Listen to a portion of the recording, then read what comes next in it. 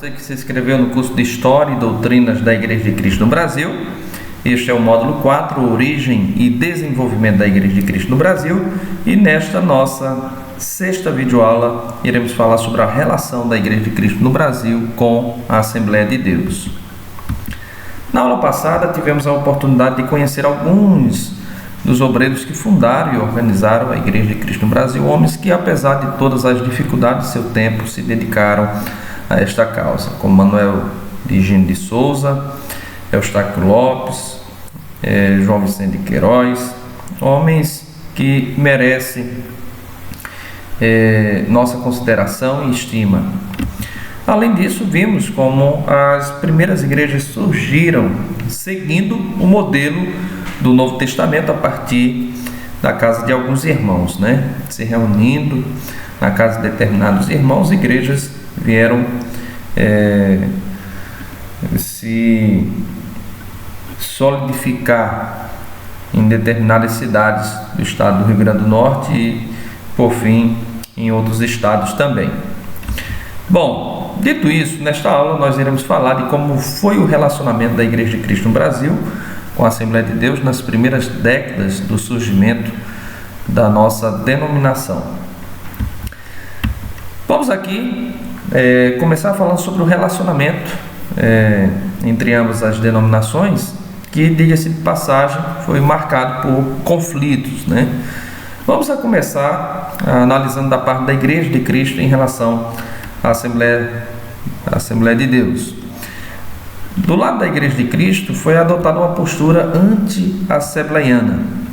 A Igreja de Cristo abdicou de tudo que identificasse com a Assembleia de Deus. Por exemplo, recusou ser definida como pentecostal, embora que hoje não temos qualquer problema de admitirmos que somos uma denominação de vertente pentecostal, embora que com algumas características que nos diferem um pouco desse movimento que tem aí um pouco mais que 100 anos. Além disso, adotou o binário batista, Hoje em dia, muitas denominações ou muitas igrejas, de Cristo no Brasil, adotam apenas a harpa cristã. Mas a Igreja de Cristo no Brasil, no princípio, adotou o binário batista. No decorrer do tempo, além do binário batista, também a harpa cristã. Eu tenho pelo menos 16 anos que sou membro da Igreja de Cristo, me converti na Igreja de Cristo, cresci, fui para o campo, onde eu sou pastor e implantador de igreja até hoje. E eu me lembro muito bem, nos meus primeiros anos da Igreja de Cristo, que nós usávamos a harpa cristã e o hinário batista, o cantor cristão. Mas no decorrer dos anos, de pelo menos 10 anos para cá, o hinário batista ele entrou em desuso, Hoje nós temos pouquíssimos pastores, obreiros, que usam ainda o hinário batista. Em geral, o que se vê muito em nossa denominação é o uso do hinário assembleiano, a harpa cristã. Mas no princípio, dado que a Igreja de Cristo não queria adotar uma postura assembleiana, procurou abdicar de tudo quanto identificasse com ela. Então, adotaram no princípio o hinário batista, descontinuou a saudação característica pentecostal, a paz do Senhor, onde saúda com a graça e a paz,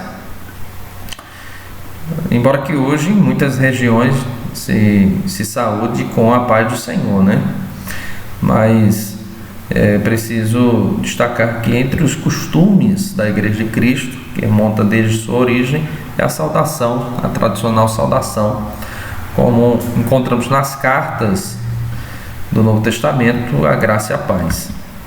E passou a combater o barulho, tipicamente pentecostal nos seus cultos. Tanto é que, embora sejamos uma denominação de vertente pentecostal, não se vê o barulho ou determinadas práticas em nosso meio, como se vê em outras denominações pentecostais, entre elas na Assembleia de Deus. E por fim adotou o governo eclesiástico congregacional oposto ao absolutismo missionário praticado na época pela Assembleia de Deus. Lembrando que hoje o governo eclesiástico adotado pela Assembleia de Deus é o episcopal, né? E enquanto que na Igreja de Cristo é o governo congregacional, teocrático congregacional, conforme nossas bases de fé. Teremos a oportunidade de, quando entrarmos no módulo sobre as bases de fé, de olharmos melhor esse tipo de governo em comparação a todos os demais. Bom, agora vejamos da parte da Assembleia de Deus em relação à Igreja de Cristo. A Assembleia de Deus não apenas marginalizou a nova igreja, como procurou por diversos meios inviabilizar a sua sobrevivência. A Igreja de Cristo no Brasil era rotulada pela Assembleia de Deus de herege, ramo murcho e seguidores de manequim. Manequim que era um termo pejorativo, né, que fazia alusão a Manuel Eugênio de Souza, um dos principais líderes da Igreja de Cristo no Brasil. Então, esses foram alguns termos, expressões, rótulos usados pela Assembleia de Deus logo no início do surgimento da Igreja de Cristo. A estratégia para inviabilizar a continuidade da Igreja de Cristo procurava atingir 4 objetivos, pelo menos. O primeiro deles, projetar uma imagem negativa da nova igreja na comunidade evangélica formada por todas as denominações. Então, por conta disso, houve práticas como difamar, caluniar, entre outros, porque o intuito era exatamente projetar essa imagem negativa a fim de que a Igreja de Cristo não fosse aceita pela comunidade evangélica em geral. Além disso, fomentar o espírito de oposição entre os seus fiéis, né? Em terceiro lugar, convencer o maior número possível daqueles que faziam a Igreja de Cristo a retornar, né? Teve essa finalidade, o qual alcançou êxito em determinados momentos, no qual pessoas que haviam deixado a Assembleia de Deus e que foram para a Igreja de Cristo, mais tarde vieram a retornar à denominação de origem. E, por fim, obstruir pela evangelização competitiva as frentes de trabalho abertas pela nova igreja. Então, foi exatamente com esses 4 objetivos que a Assembleia de Deus procurou nos primeiros anos ou primeiras décadas, né, desde o surgimento da Igreja de Cristo no Brasil, viabilizar o seu crescimento. Vamos aqui vermos como que foi a oposição por parte da Assembleia de Deus. Agressões verbais, difamação e calúnia. A Assembleia de Deus se referia à nova igreja, né, como obra do diabo e aos que tinham saído dela de instrumentos de Satanás. Os líderes da Igreja de Cristo eram chamados de perturbadores da obra do Senhor, errantes do Nordeste. Essas eram expressões bem costumeiras, encontrada tanto em jornais que circulavam de cunho denominacional, né, como Mensageiro da Paz. Eram expressões comumente usadas para se referir à Igreja de Cristo, né, e seus seguidores, cuja doutrina da salvação eterna era satânica, né, e pretexto para uma vida pecaminosa. Esses eram 2 argumentos comumente usados para se referir à crença na doutrina da salvação eterna no crente genuíno, né? Então, primeiro que era satânica, isso não era proveniente de Deus, não era proveniente das Escrituras. Nós teremos a oportunidade, ao estudarmos as bases de fé, de vermos que, pelo contrário, muito diferente, né, do que se cria no começo, na verdade uma doutrina fiel, bíblica e de acordo com esses 2000 anos de Igreja de Cristo, né, por todo o mundo. E estavam equivocados ao presumir que tal doutrina era o pretexto para uma vida pecaminosa. Já que o crente, dizia eles, uma vez salvo, salvo para sempre. Então isso dava liberdade para que os crentes vivessem a maneira que eles bem entendessem, levando uma vida pecaminosa, etc. Mas isso não condiz com a verdade. Muito pelo contrário, a doutrina da salvação eterna, ela encoraja uma vida de santidade e pureza na presença do Senhor. Bom, eu trouxe aqui para todos, né, um trecho, um artigo, né, com o tema Doutrinas Errôneas, de autoria de Niels Kastberg, né, que foi publicado no jornal Mensageiro da Paz, edição de número 10, publicado em maio de 1935. E falando aqui sobre doutrinas errôneas, ele faz referência, né, à Igreja de Cristo, que a essa altura tinha 3 anos de surgimento, pelo menos, né? Olha o que é que ele diz: há no Nordeste do Brasil, né, uns perturbadores da obra do Senhor. E aqui o termo pejorativo e indireto para a Igreja de Cristo, né, que tem dado muito trabalho às Assembleias de Deus e aos seus dirigentes nesses últimos anos. O cabeça desse movimento é Manuel Gino de Souza, de Mossoró, Rio Grande do Norte, a qual ultimamente se uniu Manuel Leão, de Campina Grande, estado da Paraíba. Além de estarem errados, observe, na doutrina, eles, segundo informações colhidas lá, dizem que os missionários do sul do país estão ao lado deles. Que mentira grosseira usam para enganar os inocentes. Seja desde já declarado a todas as Assembleias de Deus que nós aqui do Sul, quer missionários, quer trabalhadores nativos, não temos nada em conjunto com esse movimento. Eles ensinam que quando uma pessoa é verdadeiramente salva, não pode de maneira alguma se perder. Onde aprendeste esta doutrina satânica? Olha aí,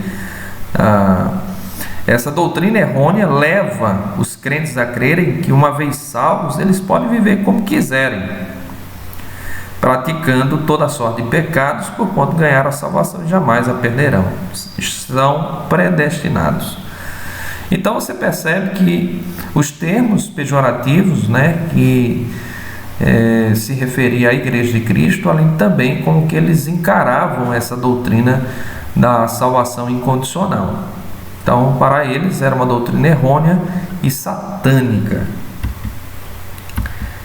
Uma preocupação básica, né, com publicações semelhantes a essa era mostrar ao público evangélico interno das Assembleias de Deus que a doutrina pregada pela nova igreja estava desamparada de apoio nas Escrituras. Nessa direção, Niels Kastberg publica novo artigo sob o título Doutrinas Errôneas, aludindo a uma carta recebida de um dos auxiliares de Manequinho, aconselhando-o a examinar as Escrituras. O artigo é um estudo bíblico, né, constituído de diversos textos negando a possibilidade da salvação eterna.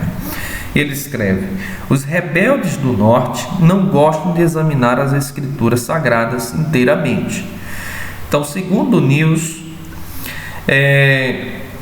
a defesa da doutrina da salvação eterna seria fruto da falta de perícia, de estudo das Escrituras Sagradas, o que isso não é bem verdade.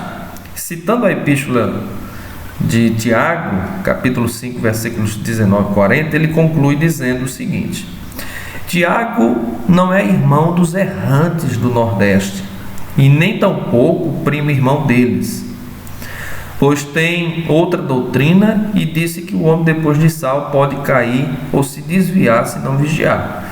Deixai o caminho errante, amigos do Nordeste, voltai do caminho do desvio, para que a vossa alma seja salva. Essa é um trecho publicado no jornal Mensageiro da Paz, número 17, publicado em setembro de 1935. E é um trecho do artigo publicado por Niels por Doutrinas Errôneas, uma continuação àquela anteriormente mostrada. Mas além das difamação, calúnia, né, você tem também as disputas por espaço religioso. Em nível local, em Mossoró principalmente, e na região do oeste do Rio Grande do Norte, desencadeou-se uma disputa acirrada pelo espaço religioso. Em uma entrevista cedida,